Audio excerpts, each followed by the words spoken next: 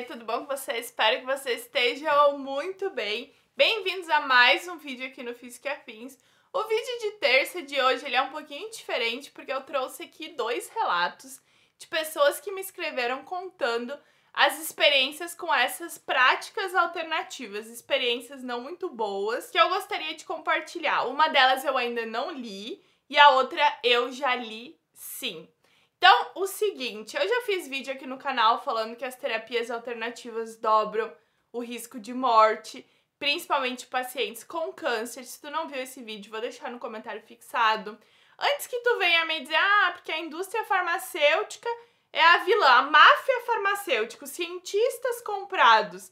Gente, indústria alternativa não é santa, tá? 1/3 do PIB mundial em dinheiro, trilhões de dólares, e vocês vêm aqui, ó, conversinha pra boi dormir pra cima de mim, dizendo que, é a coitadinha da indústria alternativa, temos que desbancar a máfia farmacêutica e pipipipopopó. Tu acha que a indústria farmacêutica é a ruim e a alternativa é a boa? Tu não entendeu nada, tu tá perdido, tá sendo enganado, não seja enganado, tá? Pode ter a tua crença, a tua fé, beleza, mas não seja o trouxa enganado repetindo o que esse tipo de terapeuta fala pra vocês. Eu trouxe esses dois relatos porque eu acho importante a gente mostrar o dano causado por essas terapias. Eu já fiz vários relatos lá no meu Instagram, no Twitter, algumas vezes aqui na aba comunidades do YouTube, porque a gente só encontra na internet relato bom, coisa positiva. Os relatos negativos são todos silenciados. Aí as pessoas criam a falsa impressão de que o mundo alternativo é perfeito. Porque as pessoas perfeitas. Eu já fiz um vídeo do perdão, falando dessa cultura tóxica do perdão, cultura tóxica da positividade. Eu não estou dizendo aqui que pensamentos positivos e coisas positivas são ruins, né? Não, são bons. É importante a gente ter pensamento positivo, a gente ter coisas boas na nossa cabeça, mas com moderação, né? Com controle, com nível. Não é todo dia tu ter que acordar e tá feliz, saltitante, serelepe. Isso aí já é o que eu digo, a cultura positiva tóxica. Então vamos aos relatos. Eu não sei exatamente o que esses relatos vão apresentar. Se tiver algum alerta de gatilho, eu vou deixar no comentário fixado. Então leia o comentário fixado antes de eu começar o vídeo. Beleza? Porque o relato eu vou ler aqui junto com vocês, então eu ainda não sei o que está por vir. Então já deixa o teu like, comenta, curte e compartilha e vamos pro vídeo. Obviamente as pessoas do relato não vão ser identificadas, eu vou deixar tudo como anônimo, tá bem? Então vamos ao primeiro relato, que é o maior deles, que eu ainda não li. Olá, Bibi, como vai? Bem, obrigada. Eu mandei mensagem no último vídeo sobre o relato do perdão, e você me passou o contato para que eu também pudesse fazer meu relato. Acompanhe seu canal desde o fim do ano passado e assistir seus vídeos, sobretudo neste ano, tem sido muito bom para minha saúde mental. Queria parabenizá-la pelo canal. É muito importante termos conteúdos como o seu em uma plataforma de acesso gratuito. Seu trabalho é lindo e importante. Peço desculpas pelo tamanho gigantesco, pois precisarei mesmo contar a história da minha vida. Obrigado por ouvir. Eu que agradeço por enviar, agradeço por assistir o canal, fico feliz quando as pessoas me dão um feedback construtivo, né, que meus vídeos foram construtivos na vida delas, eu fico muito feliz, então vamos lá.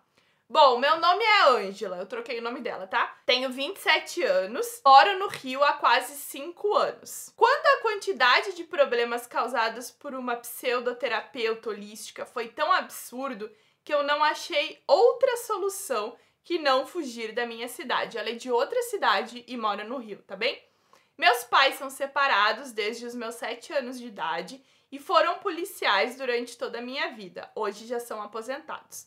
O que fez com que eu tivesse uma criação muito intransigente e ambos tiveram quadros de depressão ao longo dos anos. Minha mãe, também filha de pai policial, desenvolveu uma personalidade muito agressiva, ao qual eu, minha irmã e meu irmão fomos submetidos.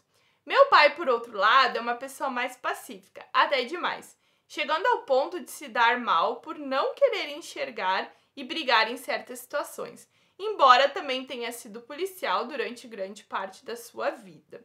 Meu pai Eu não vou dizer os estados todos para não ter identificação, mas ele é de outro estado. Meu pai é do estado tal, aprendeu a ler aos 10 anos de idade quando foi requisitado a morar com uma tia em outro estado, para quem ele trabalhava em troca de casa e comida. Apesar de tal histórico, meu pai conseguiu fazer um curso superior e passar em concurso público, o que eu considero uma enorme revolução. Ele sempre gostou do tema da espiritualidade, frequentou todo tipo de culto que você possa imaginar.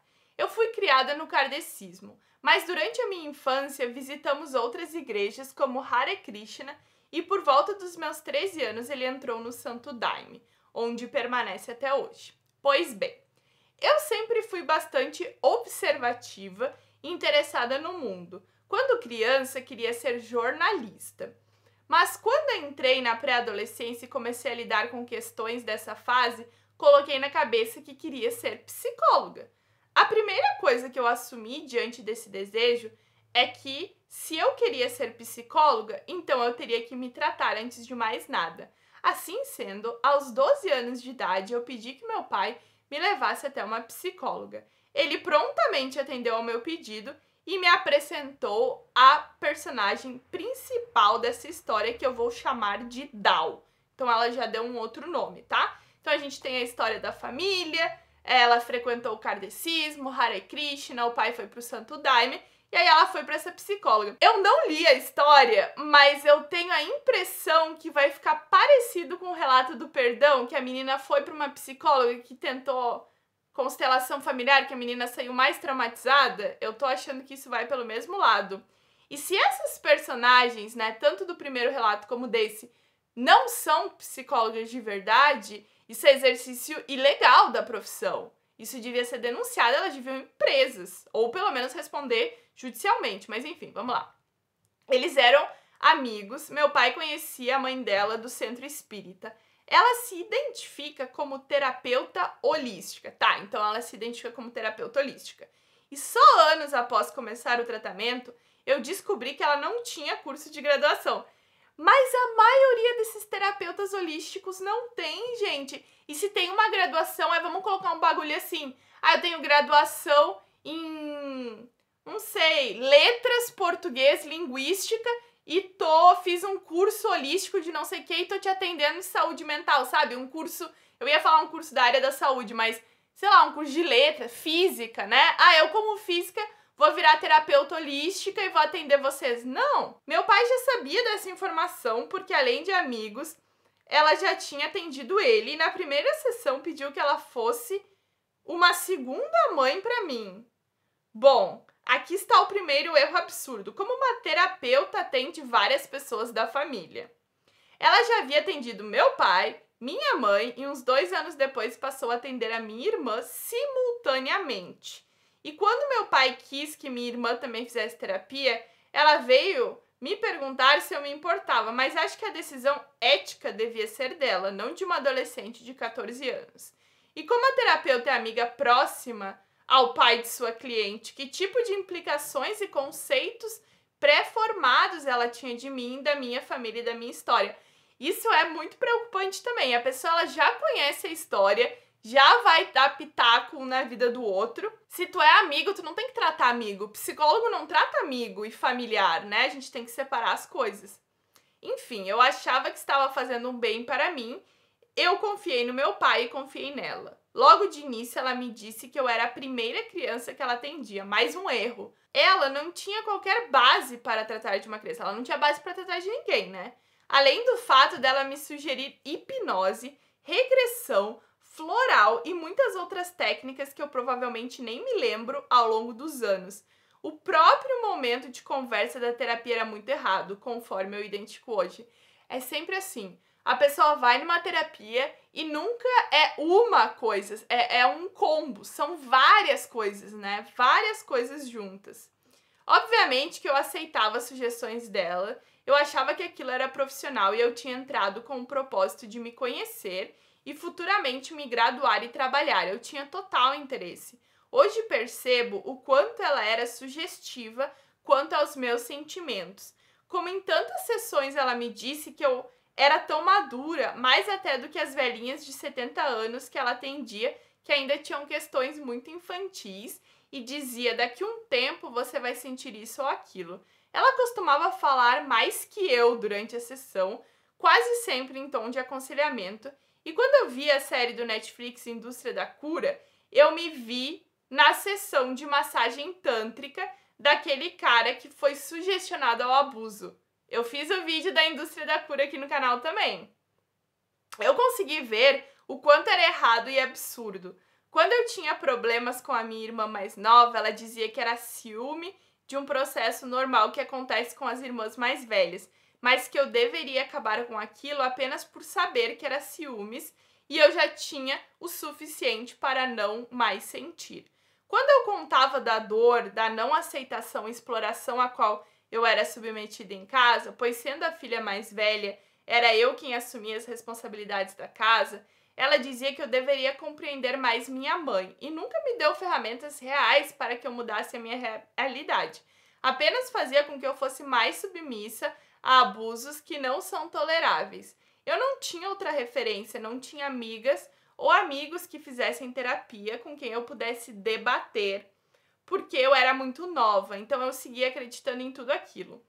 Muitas vezes ela falava de tratamentos e o quanto era bom e curava. Olha a problemática da palavra cura. Promessa de cura é crime. Eu cresci acreditando na cura e isso foi horrível para mim. Mesmo hoje, muitos anos depois e tendo experiência com outros profissionais, ainda tenho que fazer o esforço de desconstruir esse pensamento. Na verdade, foi você, Bibi, que materializou aquilo que eu senti por anos. Foi você que me mostrou que eu nunca seria curada.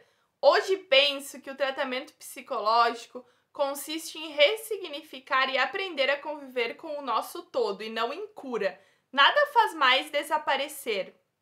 Bem, sigamos que ainda tem muita história. Gente, quase chorei já aqui só nessa frase. Ao contrário do que essa pseudoterapeuta abusiva dizia, eu não era mais madura em nada e meu cérebro apenas desenvolveu um mecanismo de atender às expectativas. Eu dizia o que eu achava que ela queria ouvir e assim era aceita e amada como eu não era em casa. Os anos foram passando, aos 15 anos eu perdi minha virgindade e o contato sexual fez com que uma memória fosse reacendida. Eu havia sofrido abuso sexual por parte do meu irmão mais velho, diariamente durante 2 anos da minha infância. Eu levei tudo isso para o consultório. Ela me questionou porque eu não conversava com ele. Eu disse que não queria mexer nisso publicamente, que achava que seria muito doloroso a todos, mas ela insistiu que um dia eu deveria conversar e pediu que eu compreendesse essa experiência como 2 bichinhos brincando um com o outro. Eu nunca esqueci disso. Gente, como 2 bichinhos brincando um com o outro. Não senti espaço para falar disso, então nunca mais toquei no assunto. Conforme eu me preparava para o vestibular, tinha convicção de que faria psicologia, mas eu não tinha incentivo para estudar, tinha conflitos e eu fui uma péssima aluna escolar. Às vésperas da inscrição, me bateu um tremendo medo, me inscrevi em pedagogia e comecei uma confusão. Pelos meus privilégios, passei em pedagogia na universidade tal. Era realmente a universidade que eu queria, mas não era o curso. Tranquei no 2º semestre e fui fazer cursinho de novo. Tentei administração, mas por fim acabei na comunicação, onde de fato me encontrei. Apesar de desistir de psicologia, a ideia de trabalhar com terapias alternativas era constante, espelhada na única referência de terapia que eu conhecia. Eu me tornava o clichê mais comum dessa galera. Na verdade, eu era uma universitária que não conseguia focar na faculdade porque eu não tinha base e incentivo. Inclusive, quando consegui meu primeiro estágio, meus pais ficaram meio chateados. Ninguém me apoiava, os conflitos nunca deixaram de existir na minha família, as agressões e abusos da minha mãe sempre me atrapalharam e a terapia me colocava num mundo completamente fantasioso. Mas socialmente eu era lida como uma estudante universitária espiritualizada que fazia curso de reiki, de massagem, etc. O que por sua vez sim era aplaudido pelo meu pai e por muitas outras pessoas. Então era assim que eu me sentia aceita e eu fiz diversos cursos que posso citar em outro momento. Já imagino todos os cursos aqui. Já aos 20 anos, eu sofri uma separação de relacionamento muito dolorosa. E essa pseudoterapeuta me tirou da trilha da minha própria vida. Pois apesar do meu ex estar sendo esperto ao terminar e querer continuar ficando sem compromisso, enquanto eu alimentava e sustentava uma relação, deveria ser eu a caminhar e construir minhas experiências. Mas a terapeuta sabiamente me disse que eu deveria encerrar aquela relação, pois ele estava me fazendo de idiota de uma forma bem incisiva, mas com o toque delicado que só a quântica dá aos tratamentos. Eu segui exatamente o que ela me disse, afinal não queria sofrer e queria ser evoluída e madura. Paguei de que aceitava o fim do namoro, mas morria por dentro. Até porque ele era meu companheiro de curso, era uma tortura diária. Minha vida emocional virou um grande vácuo de ressentimento, a qual só há uns 3 anos eu consegui novamente me sentir de fato pertencente. Nessa época, eu fiz constelação familiar com a própria Dal. Mas a hora que ela falou imaginar 2 bichinhos brincando, o que me veio na cabeça? Constelação familiar. Ou seja, a Dal, ela era terapeuta holística, né? Consteladora, deve ser reikiana, Theta Healer, sei lá, deve ser todas essas coisas aí que é o combo, né, completinho, quântica no meio, tudo isso. Nessa época eu fiz constelação familiar com a própria Dal, a pessoa que sabe de todos os seus problemas e te oferece diferentes produtos que são dela mesma pra te curar. Enfim, a completa falta de ética ou nem sei de quê. Gente, é justamente isso. A pessoa oferece a solução, mas pra quem tu tem que pagar pra conseguir a solução? Pra própria pessoa que ofereceu. É assim. Foi uma experiência bizarra como as outras, mas eu consegui interpretar o papel da paciente que acredita na cura, que sente que realmente aquilo mudou a vida. No meio de todas essas confusões, ainda entrei num curso de massagem tântrica, o que me deixou ainda mais confusa, pois no próprio curso eu fui abusada pelo parceiro que fazia a prática em mim, e ao qual eu não conhecia antes. E depois do curso, fui assediada pelo instrutor do curso, que tem formação em psicologia, me procurou no Face, me adicionou e ficou puxando papo comigo. Eu tinha 20 anos com essa bagagem maravilhosa, mas claro que eu era um alvo fácil. Graças a Deus ele morava em São Paulo. Em uma viagem minha a São Paulo, combinamos de nos encontrar e ele me ofereceu uma passagem na casa dele. No dia anterior, acabei saindo com uma amiga e perdi a sessão. O que, na real, foi um belo de um livramento, porque ele ficou muito brabo quando eu não fui e me mandou uma mensagem perguntando o que ele faria com o Viagra que ele tinha tomado. Meu Deus, ela botou em letras maiúsculas. Eu fiquei chocada. Como você está? Eu acho que ela tá certa, porque eu tô lendo essa história e é um absurdo atrás de absurdo atrás de absurdo. Em seguida, ele disse que era brincadeira, mas bem, não importa. O cara que tinha sido abusivo durante o curso utilizando uma técnica não autorizada e que fui coagida a aceitar, pois estava ali. Também me assediou fora. Esse sim morava no estado tal e foi muito difícil me desvencilhar. Então o parceiro dela que morava na mesma cidade, parceiro de curso que assediou ela, foi difícil se livrar, e o outro instrutor morava em São Paulo. Ai, a indústria da cura, aquele vídeo do sexo tântrico, olha, sem comentários, sem comentários. Gente, evitem esse tipo de coisa, eu acho que a melhor opção é evitem. Voltando à personagem principal, depois de todas essas lindas experiências que sequer eu relatei pra ela, saí um dia pro bar com alguns amigos da escola. E a essa altura você já deve imaginar o quanto minha cabeça é bugada e naturalmente eu tenho problemas de vícios com diversas práticas destrutivas, como o alcoolismo herdado do meu pai, que herdou do meu avô, que herdou do avô dele e que pra mim se estende a outras coisas. A essa altura da história já não tenho pudores, então eu saí com meus amigos, me excedi e apaguei. Mas eu confiava nos meus amigos de anos. Na organização das caronas, eu acabei voltando sozinha com um deles, que achou conveniente me estuprar no caminho. A essa altura, ela falou aqui o que ela era lá na cidade dela, que seria uma coisa importante que eu não vou falar aqui porque eu não quero identificar ela também. Isso foi uma apunhalada muito forte. Passei por um breve momento de autopunição, me achando promíscua por ter transado com ele e graças a Deus tive a sorte de ter uma amiga que me abrisse os olhos. Gente, tu foi estuprada. Estuprada. Isso é um crime. Acredite se quiser, essa parte que eu vou descrever a seguir é a mais chocante da minha história. Eu já tô quase chorando com essa história aqui. E o e-mail é longo, gente. Ainda não tá perto de acabar esse e-mail. Eu tô em choque, realmente, com toda essa história. Vamos continuar. Acredite se quiser, a parte que vou descrever a seguir é a mais chocante da minha história. Pois bem, levei isso para a terapia e, como boa estudante de terapias alternativas, disse à pseudoterapeuta que eu estava com muita raiva da situação, que inclusive o meu estômago queimava. O estômago é considerado o órgão que absorve a raiva, pois ela me disse que simplesmente eu estava com raiva demais pela gravidade da situação e que isso tinha a ver com o meu passado.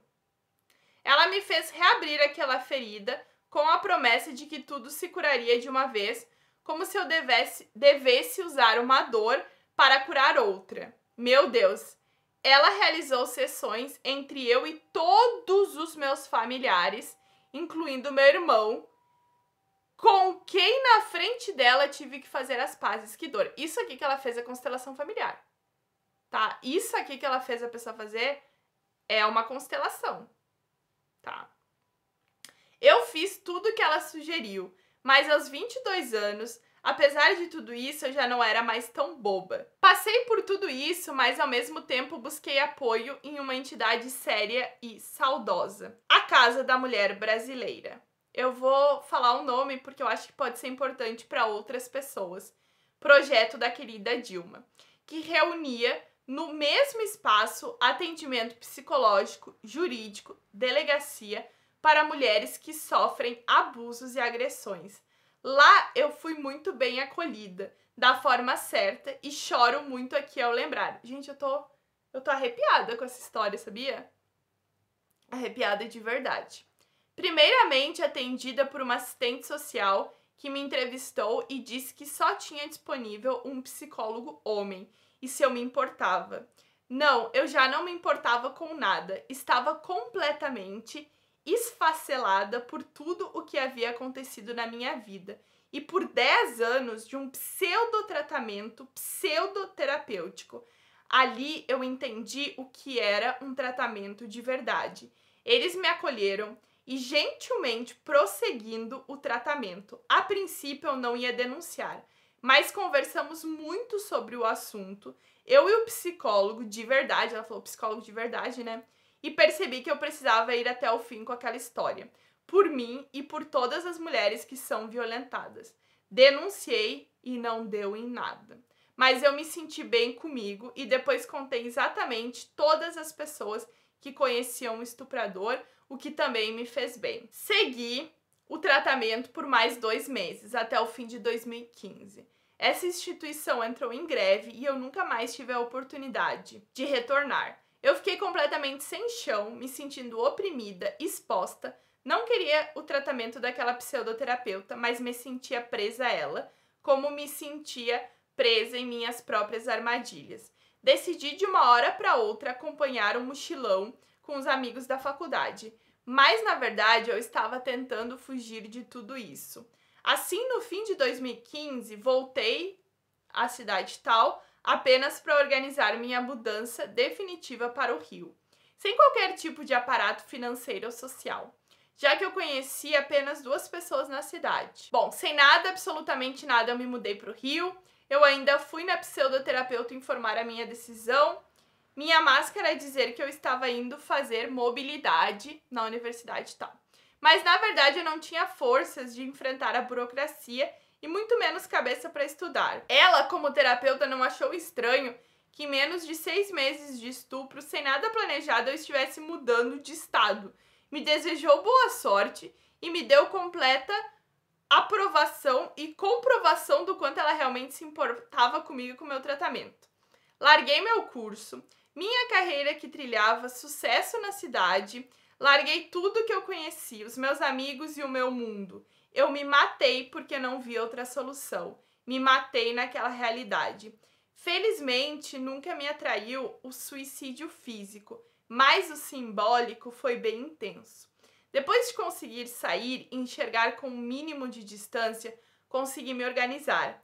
Tive o privilégio de contar com a ajuda financeira dos meus pais, que entenderam a situação apenas alguns meses depois, e então começaram a me ajudar. Por coincidência, descobri o curso tal, na universidade tal, para onde transferi minha matrícula. Ainda assim, há mais ou menos 8 meses, fora da minha cidade, busquei a ajuda da pseudoterapeuta. Eu estava há 3 meses sem sair de casa em depressão. Ela não esboçou qualquer pensamento de ajuda. Novamente, a universidade me acolheu e ali eu renasci. Verdade que durante o curso eu não fiz sequer uma amizade. Eu ainda desenvolvi mais medo de falar em público e fiz quase todas as disciplinas sem abrir a boca. Eu não consegui me envolver em atividades na universidade, mas consegui estudar de verdade, como eu sempre tentei. Tenho um CR maravilhoso e sou apaixonada pelos meus estudos.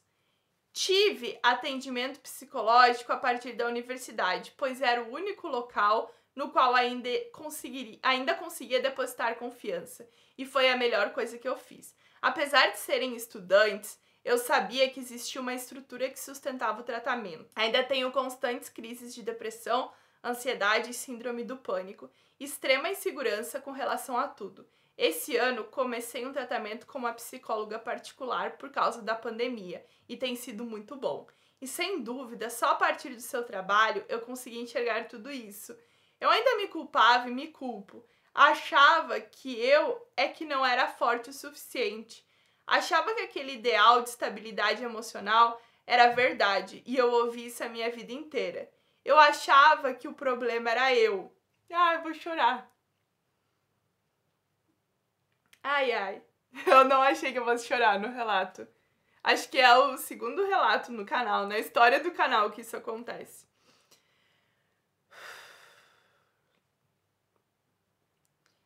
Bom, eu achava que o problema era eu, quando na verdade eu fui condicionada a viver uma fantasia sem limites e responsabilidades.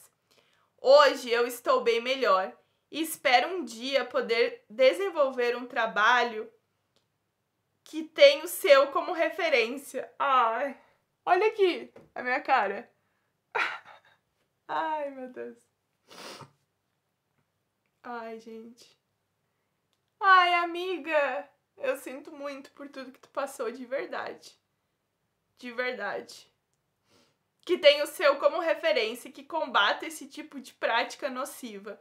Por enquanto sigo dando a mão pro monstrinho do TCC, que pelo avançar da idade me faz sentir vergonha aos 27 anos. Após quase 10 anos de universidade ainda estou tentando me formar. Mas sigo construindo essa nova vida, fazendo minhas produções de cultura e arte. Hoje sei que nada vai deixar de existir para que eu enfim seja feliz. E conseguir viver um dia após o outro, me esforçando para me aceitar e ser compreensiva comigo mesmo. Acho que ficou meio autoajuda o final, mas é isso. Eu ainda sou perpassada por essas crenças impressas de forma tão profunda, que talvez eu nunca tenha a capacidade de acessar. Esse relato foi muito importante para mim.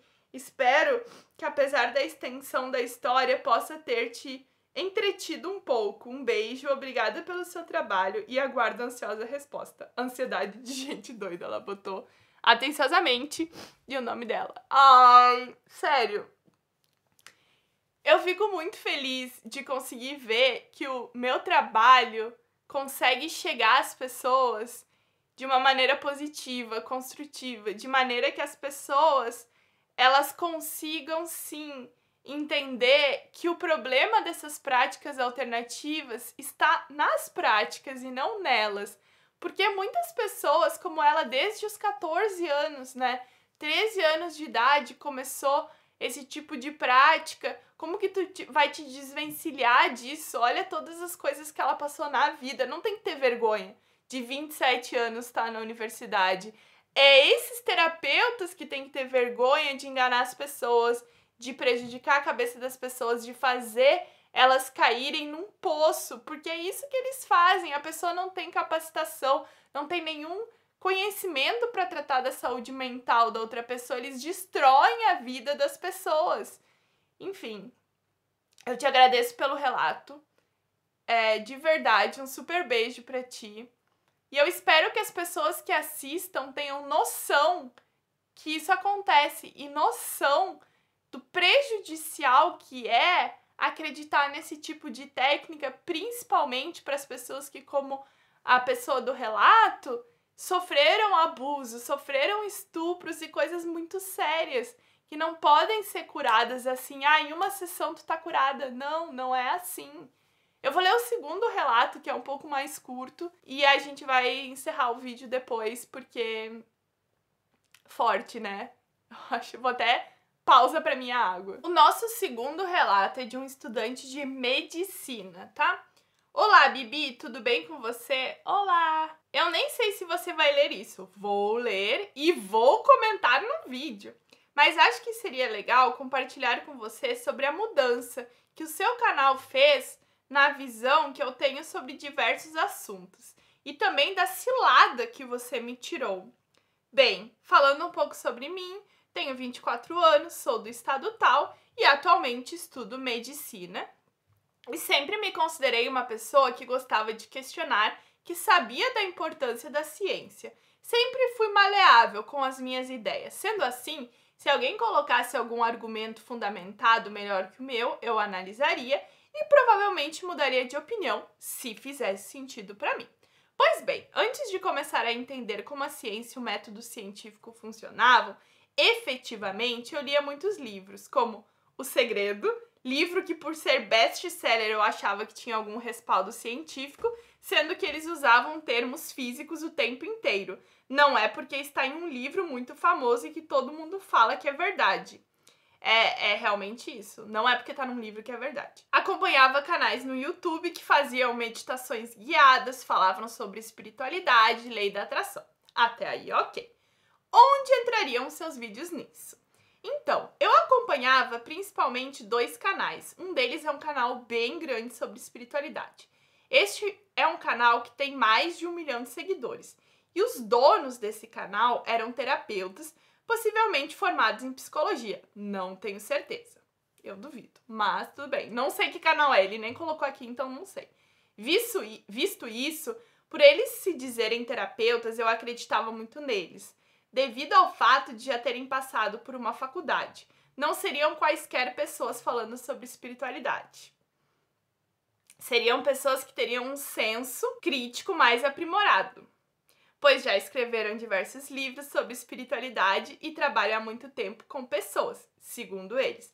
Enfim, aquela balela que já estamos cansados de saber sobre o argumento da autoridade, sobre utilizar termos técnicos científicos sem respaldo no método científico para embasar quaisquer coisas. É bom que ele comenta e já faz o comentário que eu faria, né? Porque o comentário que eu faria é isso, falácia da autoridade, é dizer que porque eu tenho faculdade eu sei, porque eu atendi... Nossa, eu atendi 10 mil pessoas, eu curei 10 mil pessoas. Quem disse? Curou mesmo? Será mesmo? Mas tudo bem, eles só estavam me ajudando, pensava eu, tentando ficar positivo o tempo inteiro, me culpando por qualquer pensamento negativo que viesse à minha cabeça.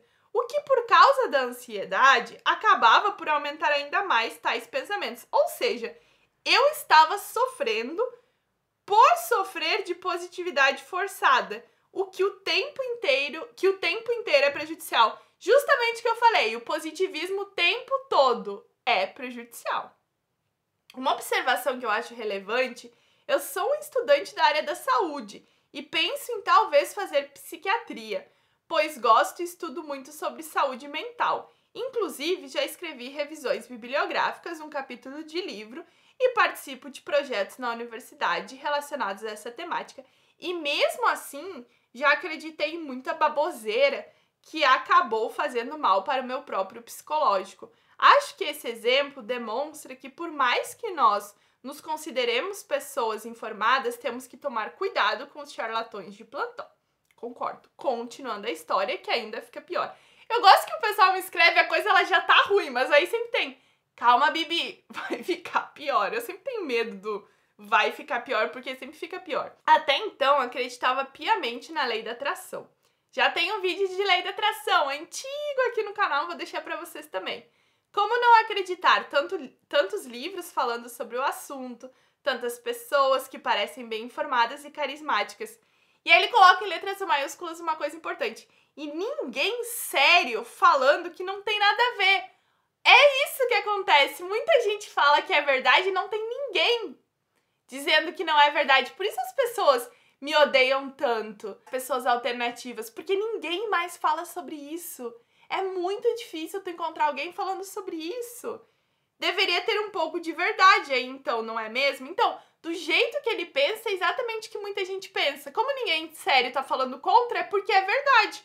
Culpa dos cientistas que deveriam se posicionar. Aprendi na faculdade com o seu canal que nem sempre os cientistas têm tempo, paciência para sair de suas bolhas e explicar de uma forma didática as coisas para a população em geral, e quando fazem não é uma forma muito divertida e chamativa. Por isso não aparece para quase ninguém e os aproveitadores surfam nessa onda. Visto isso, os donos do canal citado começaram a fazer um curso de espiritualidade. Não estranhei muito. Na verdade, nem liguei, estava ocupado com outros afazeres na época. Só que, pasmem, um tempo depois, eles lançaram uma semana grátis de um curso sobre lei da atração. E melhor ainda, não era só lei da atração para conseguir coisas abstratas, como amor e felicidade. Não, era uma semana de aula para você atrair dinheiro, como um imã, como a lei da atração. Mesmo desconfiado, eu gosto que ele é tipo assim, mesmo com medo eu vou, mesmo desconfiado eu vou. Tá, eu resolvi ver as aulas devido à minha crença na lei da atração e confiança que havia depositado naqueles terapeutas. Quando eu vi, fiquei chocado e espantado, pois eles falaram na primeira aula que algumas pessoas já iam ver resultados e o dinheiro apareceria de alguma forma, seja no chão, seja alguém te pagando uma dívida ou uma oferta de emprego. Fiz o primeiro dia tudo direitinho, não estava muito esperançoso de que iria funcionar. Ainda bem, não apareceu dinheiro nenhum mesmo. KKKK. Mas no dia seguinte, algumas pessoas no chat da aula, bastante gente, começaram a relatar suas experiências anedóticas, que tinham sim achado dinheiro. Eu tinha duas opções de pensamento: ou acreditar que estava tudo dando errado, devido ao fato de eu estar vibrando errado, entre aspas, ou que alguma das mais de 1000 pessoas que estavam assistindo iriam ter algum ganho financeiro inesperado e associaram isso à lei da atração. Eu acho que muitas pessoas são pagas para ir no chat falar, tipo, vários perfis fakes e falar que achou dinheiro, e outras pessoas podem ter achado mesmo, alguém pagou uma dívida, sei lá, qualquer coisa pode acontecer. E o problema disso aí, ó, a culpa é tua, né? A pessoa acha que ela tá vibrando errado. Como é que o fulano achou e eu não achei? O que eu tô fazendo errado? É bem isso, bem isso. Confesso, não sabia muito bem o que pensar, pois como eu havia falado anteriormente, para mim estava muito claro que essas energias e lei da atração estavam entrelaçadas de alguma forma muito complexa com a ciência, e que eu não tinha conhecimento científico em física e outras áreas para compreender. Mas eu não me considerava totalmente ignorante. Eu buscava algumas informações na internet, porém eu era mais criterioso em relação apenas às áreas da medicina e saúde, tudo que eu teria capacidade de entender com maior profundidade. Por outro lado, a mecânica quântica é algo muito fora da realidade da maioria, então fica muito mais fácil manipular os ignorantes nessa área. Sim, a mecânica quântica foge, né, de tudo que a gente está acostumado, então é por isso que as pessoas são muito enroladas. Ele tem todinha razão. Caminhando para o fim da história, nessa semana de aula grátis para virar um imã de dinheiro, um imã de dinheiro, eu acabei me deparando com o seu canal e fiz uma verdadeira maratona do Física e Afins, principalmente os vídeos do Terça Quântica. Bibi, absolutamente tudo que você falava, esses terapeutas estavam fazendo. Olha, pra quem diz que a Bibi não sabe o que tá falando, sabe sim. Cada uma das técnicas de persuasão e muitas falácias. Fiquei muito revoltado quando comecei a me tocar o que estava rolando, mas fiquei até o final, queria ver o quanto custava o curso. O preço do curso era nada mais, nada menos do que R$ 2.000 e o curso completo com a mentoria deles era de aproximadamente R$ 6.000. Eles dão uma semana grátis e fisgam as pessoas. Sabe o que isso me parece?